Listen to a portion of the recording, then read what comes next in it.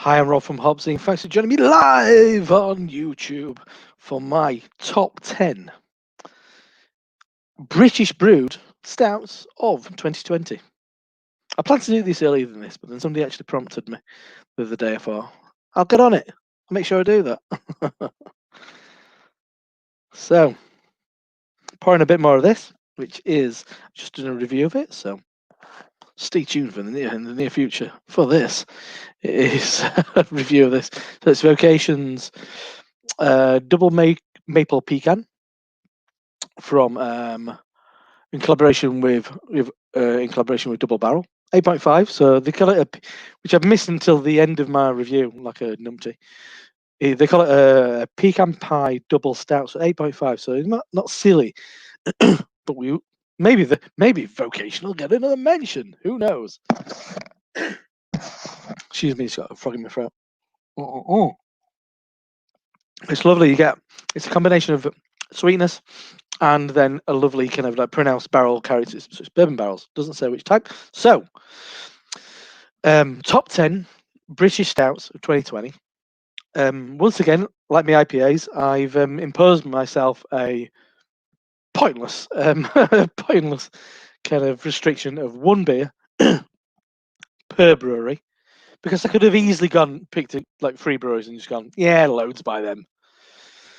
So this is in no particular order, but I will give you my number one.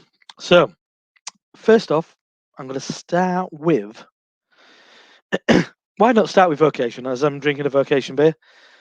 So that was Vocation, their collaboration with Pomona Island. That was their Imperial Mocha. Mocha. I don't know. You tell me. It was lovely. I had that at the start of December. I'd done well for stouts this year, to be honest. Sorry, I can't really need to drink a bit more beer, don't I? That's the answer to a frog in the throat. Talk less and drink more. Yeah, it was lovely. We had it for Becky's birthday, and it was fantastic. That I've had about 4, 5 out of this range, varying degrees of success. There's like a big coconut black IPA, 11% smell. Nah, I wasn't that convinced by that. We had the double frappe, which I thought was gonna be great. Bit, yeah, not amazing. Had the Kirksville collab on Wednesday. Found that far too sweet. This one, I think, is close in the balance. 8.5, so not as sweet, and also it was the barrel character softens it out. But I'd say the Imperial Mocha just it just ticked a lot of boxes for me, and I thought it was a really good beer. Probably one of the best beers I've ever had for Vocation. I think Vocation have made a really kind of upswing recently. All right, Craig, how you doing, mate? It's much easier doing live streams off this than doing it off your phone. You can actually read the comments. Next one I'm going to mention is because I kind of fooled myself a little bit on this one, and it's on track. Initially, I put down Language Barrier, which got re-released this past Thursday, which hopefully I'll appear at a beer shop. No fucking bottles in beer shops these days, is there? And because I was going to say Language Barrier, but as it turns out, I went back and did a bit of research, and that was back end of 19. Remember 2019? When we were all full of dreams, and they were all so attainable. Anyway, and so I've actually gone for Lost at Sea, which is the French toast Imperial Stout, brewed in collaboration with Piala. Piala, absolute gods of kind of barrel aged stouts in Baltic porters. I always have a tendency. I always want to say Baltic, because Simon always says Baltic porter. It's a Baltic porter. But yeah, tracking Piala's Lost at Sea. So it's French toast Imperial Stout. I was expecting silliness, really. I was expecting kind of like to be quite adjunct heavy, and it wasn't. It was and I think we had that on Boxing Day, and it felt like a really grown up beer, a very rich, dense stout, and then but with a little bit of something. It wasn't. All right, so my mate Alex, I'm just going to pop in on the comments. He says, "I'm calling number one spot goes to persistence is utile." If anybody else wants to guess, they don't know already. Someone does know already. My outcomes. There will be. I'll mention a few others by those breweries, which notable mentions, because as I said, I could have picked like 3 from one brewery in particular, easily, if not more. Maybe giving something away there, but I liked it. Yeah, it was quite a grown-up beer, but I'd say, so it was a bit more than expected. It was a bigger, stronger, more grown-up beer than, in a certain way, was I disappointed? Yeah, probably was. I was expecting loads of vanilla and stuff, but what I got was something that I'm back to my train of thought now after the comments.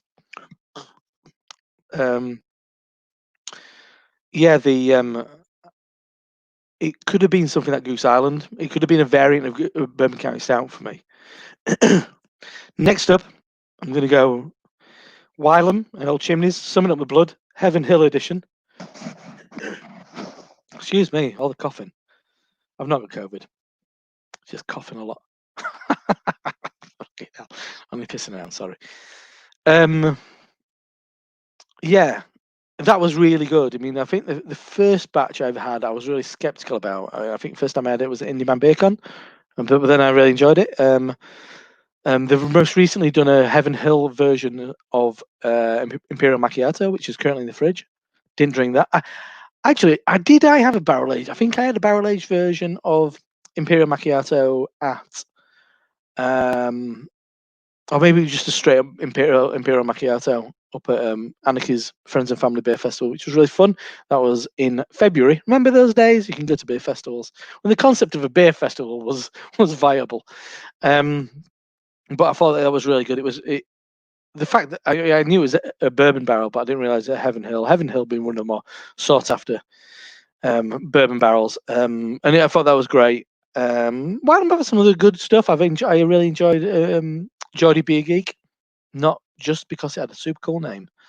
Also had from up in Newcastle from Wylam, Macchiato on its own is an absolute corking beer, and also they do a by the river do a great one as well. All right, Peter. This is Rito. I should be flashing these up on the screen so look, I'm not just talking to myself. So there you go. There's Craig says that, and my Alex says that, and then Peter Clue Stringer says Rito. I will remember to do that now. Yeah, I think it was Once Upon a Time in Gateshead or something like that. That was great. That was a really nice beer. I only drank that on draft. I mean, because they don't do a hell of a lot of cans by the river. Have Wylam done any more stouts? I don't think so. But yeah, they were really kind of like prominent mentions. Next one, it's a big one. It's a big one. Burt Mill and Mikkeller, The Weight of Brunch. Holy shit, that could have been beer of the year. That was seriously good. Best beer I've had from Burt Mill by a country mile. I think Burt Mill are really good. Not top tier, just below the top tier for me. I think they're a bit too hit and miss for my personal tastes. But The Weight of Brunch was absolutely cracking. I think it's a combination of Big Eat Brunch and something by Burnt Mill. I'm not sure, but yeah, it was great. Yeah, really good stuff. And that actually appeared in when Mikkeller Beer Celebration Copenhagen didn't happen this year. That was in the box that they did like a live tasting, and that was in the box. So I mean, if they're going to stick that in there with like bottles from Hill Farmstead and stuff, and Free Sons and Free Floyds and stuff like that, I mean, clearly it's up there with the best, and it is an absolute corker. I mean, and it's just had a re-release. I think it's knocking around on a couple of online shops. Get your kind of like your beer seeking eye out, and have a look for that, because that was seriously good. It's like a really big fucking full roasty fella. And I mean, the coffee came through really nicely, but yeah, that was excellent. That was a contender. I've got to say that was a real contender. Next one, which I had another can of yesterday, probably the Imperial Stout I've had most of. especially in the back end of and one today, one yesterday, and that was from Beak. It's got Oopala, coffee and vanilla, Imperial Stout, 10%. Fantastic. Last 2 cans I bought. Got online from Fuss Club. They were £4.70 a pop. It's really good. Took me back to really enjoying Pressure Drop's Escape Pod. I thought that was absolutely excellent. Quite straightforward. No silliness. Not excessively sweet, which something like this, and I'm going to say the Imperial Mocha was probably Mocha, whatever you want to fucking call it, was a bit sweet. As a beer that is vanilla and coffee, could have gone that direction. But the coffee flavour was lovely, really kind of roasty, toasty, kind of really vibrant flavour. And then Alex says Dagon Perilous Night from Siren. Pretty sure that was early last year. Absolute beauty beer. Next up, I'm going to go with Free Hills. Free Hills I've had a bunch of beers from Free Hills, and I will be getting some more. And it's their BPAVK coconut macaroon. I think that just the coconut macaroon kind of like flavour came through really nice. That kind of almondy, coconutty, whatever bob. Came through really nice. Had the peanut brittle, and pancake stout. Pancake stout was really nice. I think all deliver that specific flavour, what they're offering, really well. And a couple more knocking around, but the base of it is a great stout. The Triangle, which is a beer shop in Shipley where I work on a casual basis, shall we say. I never wear a suit. I'd say the base, but we had a vanilla and maybe chocolate version on draft, and it was absolutely cracking. A brewery that doesn't get the fanfare that a lot do. I mean, I think for good reason. I think some of their beers are a bit iffy, a bit up and down. Pale stuff's not as up to scratch, but the base beer to that is great. I think they do a really good job of bouncing that, bouncing that flavour. Those flavours off a really lovely, off a really good stout. One which came to me later in the year is Dark Banter from Overtone. Overtone, a brewery that I discovered quite late in 2020. And that was great. I mean, absolute corker. 4 core ingredients. That's all. No adjuncts. Absolute banging. Textbook American stout. Just dry, roasty. Bringing out those kind of coffee and chocolate flavors in an authentic way. No adjunct help. You mean as much as I enjoy this, if this didn't have those adjuncts in, it would be a completely different beer, and it would be a more true beer in that sense. It wouldn't have the influence of adjunct. Last 2, and there's a good reason why I saved these 2 for last. One is the beer of the year, and I've got a lot to say about that brewery anyway. But then I won't say this is a runner-up, because this was a hard choice, and if I'd bottle it, not literally, if I was going to bottle it and not go for one, I could easily say 2 were kind of joint, and it took a lot of deciding between the 2. And that's from Cloudwater, and I'm going to go with Mayan Continuous Improvement. It was a real revelation. The straight up one was damn good. I think the Mayan version took it to another level. My mate Gavi owns the Triangle. Really knows his stats. Really kind of knows his beer, and one thing he always says with Cloudwater Stouts, you can tell that the quality of ingredients are really high quality. Not having a pop of vocation, but you can taste these are kind of probably flavouring syrups, because you get that kind of like Amundsen, sweet, sugary. But Cloudwater, really refined, really rich, really kind of high quality. And that kind of Mayan one tasted like if you get posh hot chocolate, stuff you've got to melt in a pan for about 15 minutes. Give it a good whisk, give it a good stir. It was like that. It was really kind of and it also had that kind of spice edge to it. Didn't go too far. Slight heat, didn't go too far. Just perfectly balanced. And when I was talking about Cloudwater, I'll talk about actually the the other parts of my continuous improvement range, subsequently, I've not enjoyed or not tried. I didn't care for the blueberry, and I've not had the orange, and I didn't have the black soy scatter. Don't like cherry and stouts. It triggers me. And orange stouts sometimes taste a bit like vomit, if you ask me. But I will say, as my mate Alex said earlier, persistence is utile. Had that on Boxing Day this year. Absolutely incredible. Just like the most intense chocolate. Once again, it's about the quality of the flavors. A really kind of lovely, high quality chocolate that they're clearly using in that. Amazing, beautiful flavor, full, rich, just so unctuous, unbelievable beer. But the reason I didn't pick that is because I had it on Christmas Day the previous year. So I don't know if I mentioned it last year, but that, you mean that, and that's still knocking around. If you've not tried Cloudwater's Persistence is Utile, bitter chocolate Imperial Stout, you are missing out. It is an absolute corker. Not cheap, but I'm telling you, well worth your time. Drum roll, please. I'm going to say my UK stout, British Stout of the Year, 2020, and I'm going to even go even further. I'm actually just going to reply. I'm going to finish this before I read your comment, Oyster Boys review. I'm going to go even further. My beer of the year, and he's already called it, hasn't he? It's Siren's Dark and Perilous Night, and I'm sure, and it was this year, Alex, and I drank it this year. It was during lockdown 1 when I had it, but that was absolutely stunning. Class it as a dark ale. But yeah, just absolutely staggering. I mean, we're going back. I'm going back quite a while now, so I can't remember the intricacies of it. But me and Becky shared it, and we drank it, and we kind of turned each other like in kind of synchronization. Go, fuck it, hell, this is good. It had that kind of visceral reaction. It was just so damn good.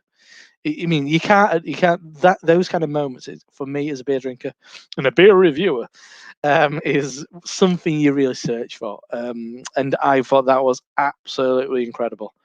I mean, once again, I think it's a barrel aged beer. I'm going to go on the Untapped in a minute and see if what I like to take the piss out of Untapped, and I like to pull out what other people say and see what the score was for it as well. See if I'm on the right track. If I know my shit. But I'm going to say Siren for me, making the best stouts in the UK, making probably the best barrel aged stouts in the UK. Had some crackers recently. There's going to be some I forget because you usually get drunk after you've had a few, and it takes you further down that path. But yeah, Dark and Perilous Night was incredible. But around Christmas we had Helter Skelter, which was coffee that had been aged in rum barrels. Good shit. These are probably still knocking around in shops. Please try these beers. These are great beers. Dark and Perilous Night, you're not going to get unless they do it again. And then Haunted House, which was chocolate and coconut. Great beer. Great beer. I didn't bother with Helter Skelter because it's chocolate orange and that's the work of the devil. But I will fully encourage people to check out the bottles of Imperial Stout that Siren have made this year. Quite direct. Look around for shops selling it. And very well priced, and just absolutely masterful. So, and without further ado, I'm going to go on to Untapped. Let me remind myself, and I will do this. Hang on, how do I do it? Share screen, that's the badger. Application window, on the online, your entire screen. Come on, where's it? There you go. You don't want to see that, but you want to see this. So, Siren, Dark and Perilous Night. So, collab with Jay Wakefield. I completely forgot on that. I said that shows how long ago I had it, and I only had it once. 4.47. Fucking two right. Two right. Okay, come on. Everybody, you mean there's a bunch of IPA brewers out there who get 48 reviews off of cans that the Centre friends, and they get a 4 point whatever. This has been reviewed on Untapped over 2,000 times, just over. And it's got a 4.47. That is a stupidly good beer. So what do they say about an extraordinary collaboration with Florida's J. Wakefield, rich aromas of dark sugar and toffee with a comforting chocolate fudge profile, warming spirit complexity and slick mouthfeel. Yeah, come on now. Stupidly good. So if this came out before 19, then sorry, I didn't drink it in 19. So as far as there's people drinking it last night. So Dean with the K says, save for my 40th as a treat. Didn't disappoint. This is a 4.9. Absolutely amazing. Thick, decadent body with dried stone fruits. Great boozy barrel-aged body. Big hits of caramel. Every sip tastes better. Wow. Yeah, there you go. I can't fault that one. But and that was somebody who drank it last night too, right? And I said I picked it up in March, if not April. Bought in kiosk in Copenhagen. 4.5. Yeah, another 4.5. A 5, what's Luke T said, every time I have this, it's the best. My only 5 out of from 2,000 plus check-ins. There you go. It's not just me saying this. Another big review. Don't want to say that. What's he said? Dave and Holly, they say 4.5. Lovely beer to finish on. Jet black pour, 0 head, nice bourbon notes with warm chocolate blanket, nicely balanced birthday beer. Everybody's used it as a celebration beer as well, which is no bad thing. Stupid. Just as good as the first one. I had bourbon and vanilla, comforting. Everybody's saying comforting as well. Isn't that great? On a cold winter night. Yes, absolutely. I probably had it in the middle of summer. Gal A, superb dark dried fruits, lovely mouth coating feeling, hints of bourbon from Underdog. So what is Underdog the bar in is that Brewdog's bar in Thingy Bob? In you know where I mean. No, it didn't. Oh, maybe it is. No, it didn't. But they've got a part of their thing's called Underdog, isn't it? Excuse me, just went off on one. Come on, some Rowery, M, intense, thick and sweet with loads of whiskey barrel. It's bourbon, classy number 4. You missed the point there. It's not whiskey, is it? I think it's bourbon. All Imperial Stout is aged in bourbon barrels. The ones that I know exist are anyway. Finish your growlers. There's a Q on. Brilliant. Yeah, as you can see, everybody's just loving it. Lots of really positive things people saying about that beer as well. But yeah, absolutely staggering. As I said, my beer of the year, my Imperial Stout of the year. Yes, absolutely incredible stuff. Just got a couple more comments. If anybody wants to ask me comments about kind of stouts this year, or what you've had this year since we've started, please take the opportunity and send me those comments now, or I'm gonna fuck off and drink the rest of this. So I've got a comment from Oyster Boys Brewing Co. So check these guys out. They've got a YouTube channel as well. And it says, for me, pretty much any of the fruit stouts gives me the heebie-jeebies. Peanut, it's not peanut, chocolate, and marshmallow. Are all fine. All right, you say for peanut. I'm getting ahead of myself. Peanut, chocolate, marshmallow, pistachio, etc. All fine. I had a lovely pistachio one. I can't remember. That was this year, but it wasn't from a British brewery. It's from Garage in Barcelona. I can't remember what it's called, but I had the Cloudwater's Friends and Family.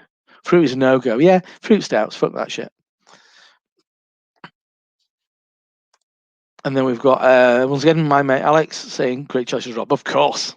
Of course. But you mean, Alex, I wouldn't have had Dak and Paris Night if it weren't for you. And I wouldn't have had the Pomona one, just off the top of my head. Definitely those two I definitely wouldn't have had. I mean, it was Andrew, one of my colleagues at the Triangle, who was creaming his pants over that, but it was my mate Alex that said a shop nearby had it at a very reasonable price. And that's the reason why I managed to get it, because everywhere else sold out in no time on Dak Spell Night. So you were responsible for me getting that beer, mate. So there you go. We got Kat Davison. So yeah, check her out on Instagram and a variety of social media. Follow her on here. Follow her on Untapped. She's always entertaining on Untapped, is Kat. And she says, I picked up rum, raisins, and clotted cream. according to my review. Well, there you go. You're a lot more kind of a lot more eloquent than I am as a teacher. But I know where you're going. I just think it was so complex. I think you can just even going for those untapped check-ins. I think people getting a variety of things. I don't think you can really kind of quibble over any of it. It's all in there. It's just so much going on. Then I met Craig at Kent Beer Reviews. Cheers, mate. Them stouts sound ace. They certainly were. I used to be Brewing Co again. Says, have you tried Left-Handed Giants collab with Alger? I have, yes. Didn't care for the first one. I think I might have had the Imperial version, which was probably a bit better. My issue, right? I love Left-Handed Giant. Excuse me, sipping beer for the working man. I love Left-Handed Giant, but I often find that their stouts often they'll use is it SO4, USO4, or USO5 they use it? No, SO4. So they're using a British ale yeast. And I understand you get certain things from that highly flocculent yeast and stuff. But also, when I find a certain characterful British English yeast strain and certain kind of dark malts create a bit of a cherry thing, and sometimes it really overpowers, especially when you're trying to deliver a specific flavour, something like pistachio and honeycomb, which is relatively subtle. I think you've got to be really, I think you've got to be careful because it'll just be overpowered, and that's what annoyed me about the original brew. That I think I might have had a second version as well, and the Imperial, and they're a bit like it's a bit better, but still, I've had better stouts from Left-Handed Giant when they've used SO4, which is SO4 USO5? No, USO5, SO4. They're kind of derivatives of the dried yeast for yeast lab. SO4 is kind of like a derivative of an English ale yeast, and then USO5 is a dried version of essentially White Lab's 001, which is Sierra Nevada's ale yeast, which is really clean. So it's really clean yeast. So it's all about kind of pushing those characters of a stout over the potential complexities of yeast. And if you're offering up an adjunct, I want to taste that. You say it's taste of coffee and chocolate. I want to taste that. Coffee. I mean, if it's coconut, I want to taste that, and I want to taste some weird interplay between the yeast and the malts. So there you go. Yeah. Anyway, they say I'd recommend that. No, I've got issues with it, but I know a lot of people loved it. I mean, Circus Tears, that was exactly the pistachio one. Alex, thanks. That garage beer, yeah. And got Paul Mortal, great live stream, mate. Thank you very much. Perfect time of the year for this debate. Vocation Pomona. Aged Imperial Mocha. She's a beauty. Absolutely. Yeah, that's why it was on the list. I thought it was an absolute corker. It was a great beer, that of the best of the bunch. I mean, it's definitely got me drinking kind of stouts from Vocation again as that one, and that's why I tried other ones. There's ups and downs, but I think there's been some good stuff. So any more comments, questions, bring it on now. If not, I'm going to clear off. Big thanks to everybody who's tuned in on a Sunday afternoon. Knacker all else do, isn't there, really, apart from watching idiots on YouTube spout their opinions in a really washed out camera, as well it turns out.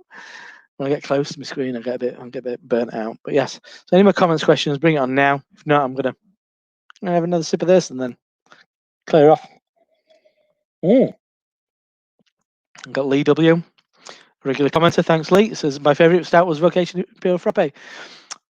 As much as I enjoyed it, I think it was for me. It was a bit too sweet. I wanted to taste more of the coffee, and for me it came forward like a really brown sugar forward and really kind of sugary syrup. As nice as it was, I think I had really higher expectations. It was decent, and it wasn't a bad price. So I can't complain about the price. It wasn't bad, but not as good as the. Yeah, if you can still find the Pomona collab, absolutely cracker. Hamilton have got some interesting Imperial Stouts currently. Yes, I had a couple of them. I had the Big Avert Cruncher relatively recently, and last night had the. Last night we had the the bourbon barrel aged one that they did, and I cannot remember for life. After Dark, I think it was called. Had that last night. I'd eaten a bit too much, and I had a few beers, and I was knackered, and I had like 3 sips, and then Becky finished it off. But it was like 13.5. It was nice. It was nice. It was kind of like a boozy dessert. It was good though, not overly sweet, but desserty. But yeah, definitely worth. I will keep my eye out for other things that Hamilton are producing because I thought the quality was good. And then afternoon, that's my mate Adam and Maisie Beers. Give him a follow on YouTube. Started doing a lot more live streams. Afternoon, Rob. Whose silly ideas do craft beer battleships? I don't know what you guys were up to last night, but it sounds very silly and debaucherous. Then Paul Mortal again says, only 3 thumbs up. Get liking the vid kids. It's all right. I don't mind. I'm not going to get any like spikes or all that. But no, I really appreciate people taking time out of my evening. Yes, there you go. Becky's saying, I fell on my sword and drank it. Well, there you go. The martyr that you are for drinking the last of that 13.5% can about 1 o'clock this morning. So yeah, any more comments, questions, bring it on now. But thank you very much for everybody who's joined me this afternoon. I'll sip away on this for a second while you type away. If not, I'll clear off. Watch a bit of telly, have a couple more beers. I nearly went to Stone Cold Steve Austin then. A Bloody Mary and a margarita. Another beer. 2 more beers. 3 more beers. What? 4 more beers. But yeah. But anyway, Stout Sunday, innit? So hope you've all got a stout lined up at some point today. I wasn't going to do this that early, but I thought I'll do this still while I'm relatively awake. I've got a couple of IPAs to keep me ticking along until it's bedtime. But anyway, big thanks to everybody who's followed me this afternoon. Have a good evening. See you later. And if you watch this after the fact, actually, comment below. What? Bottom line. There you go. In a minute. You're egging me on. You shouldn't do such a silly thing. But yeah, if anybody's watching this after the fact, comment below. Tell me what your stout of the year has been. And as the Oyster Beer reviews and says, that's the bottom line because Hobzine said so.